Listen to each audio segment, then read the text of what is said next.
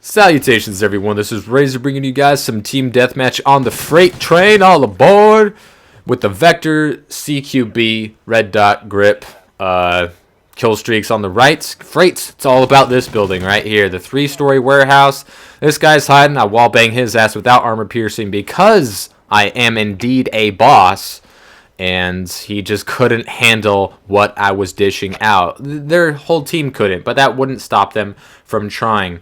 Here with just a bunch of randoms, but they were actually all together and they were communicating, which was nice. Not all of them were, okay players, but you can turn a bad player into a decent, passable player if they can just, use callouts and communicate.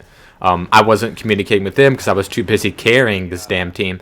But, they were doing all that they really could with their callouts. It was mostly third-story warehouse, second-story warehouse, because that's what this map is all about. It's about camping in that 3-story warehouse because Infinity Ward loves giving noobs as many tools as possible to help them camp and to help them win. And Freight is a prime example of that. We've gotten terrible maps in the past few Call of Duties, but Call of Duty Ghost definitely takes the cake, and Freight is a prime example of what's wrong with Ghost right here. Motion sensor that's buffed, 3-story impenetrable fortress with IEDs. There's no counter to that. There really is no way you can counter that type of playstyle. Impenetrable fortresses, man. I've said it time and time and again. It's the cardinal sin of map making for multiplayer first-person shooters. But that doesn't stop Infinity Ward from making them more and more and more. What is an impenetrable fortress, you may ask, or you don't remember? An impenetrable fortress is a small enclosed portion of a map with a whole bunch of camping spots that's very easy to defend. Very, very easy to defend. You could say the castle in World at War was an impenetrable fortress. It was a 2-story building. There was only 2 ways up, the ladder and this long flight of stairs.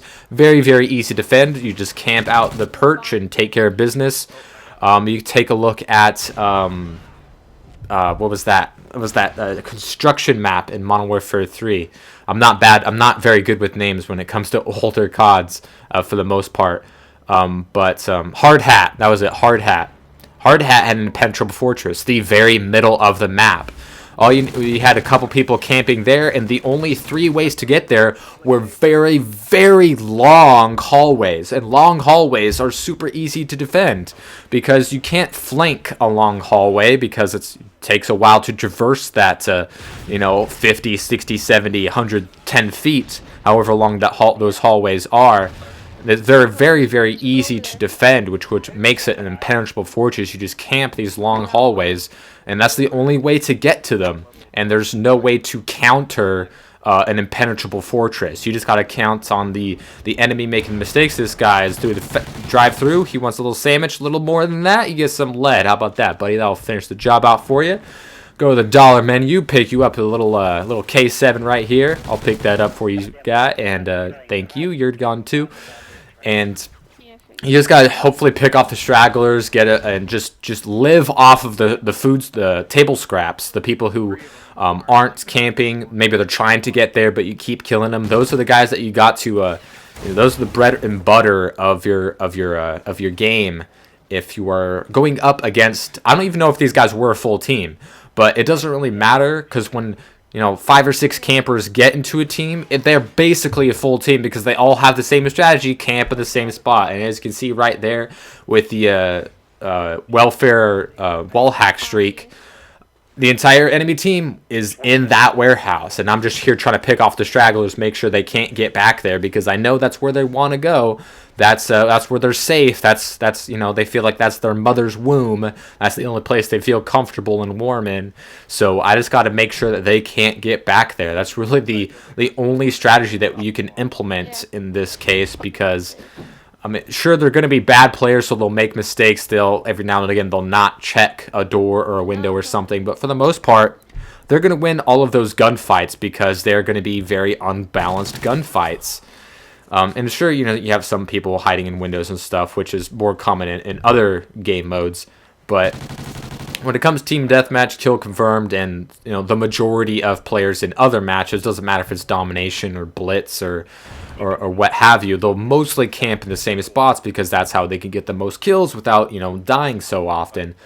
And that's just a strategy that if it ain't broke, don't fix it. Infinity Ward loves giving campers as many tools as possible to help them with their game. And as I've mentioned before, if you give a noob a tube, they're going to use it. And there are very many quote-unquote tubes out there. You got the buffed motion sensor. You got the buffed IED, which is basically just a claymore and a bouncing Betty taped together. The strengths of both of them and the weaknesses of neither of them. And it's very, very hard to counteract. You got squad points that you need to allocate for certain things. That guy did not have enough. Have some more, sir. That door is closed. What do you think you're doing? We are closed for business. Come back in the morning. Throwing up my Trinity rocket, and I get, only one kill with it because I stink with that Trinity rocket. I don't know. I stink with that. There's only one time where I've gotten more than one kill with that Trinity rocket. There's a lot of buildings in these maps. There's a lot of trees in these maps to help with these guys stay clear of the little air support that is available in this game. So unfortunately, I will not be getting my quad rotor here, but I do have the Battle Hind, which picks up, I think, 2 kills or maybe 1 kill, and it kills an enemy dog. Once again, camper tools up the ass with these guys, hiding in all the windows. And there's a lot of them in Call of Duty Ghosts. This is basically the quintessential example of an impenetrable fortress right here. It's got 3 stories. There's just a front door and a back door. Those are the only way in. And when you have the height advantage on looking down at those positions with multiple teammates helping you out, there's very little you can do to fail in that regard. And you just got to count on people making mistakes, because if they were really, really trying and paying attention, there's no way that they win any gunfights when they got multiple people in this hangar. And there's no way to counteract that. There's no strategy. You can't flank that building. It's a building. There's no way to flank it. You can't phase through the wall or go under it or, any of that. You can't snipe your way through it. I'm sure you could try to wallbang, as you saw me doing in the beginning of the game.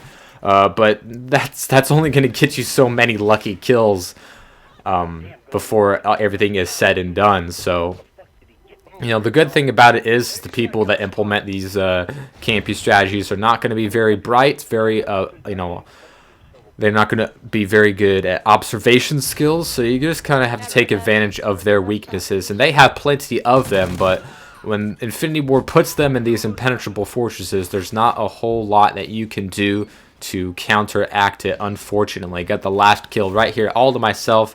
Fool this guy. Couple of hit markers. Oh, you want some more? How about a sandwich? That'll feed you right good. That'll finish you off. You can die happy now, son, because you just helped me seal the deal and win the game. Entire enemy team of campers all hiding in the one spot. Sometimes you find a way, sometimes you don't. It helps when you have people communicating with you, but I play solo most of the time. Final score here is 28-12. Hope you guys enjoyed. Comments always appreciated, and I will see you next time.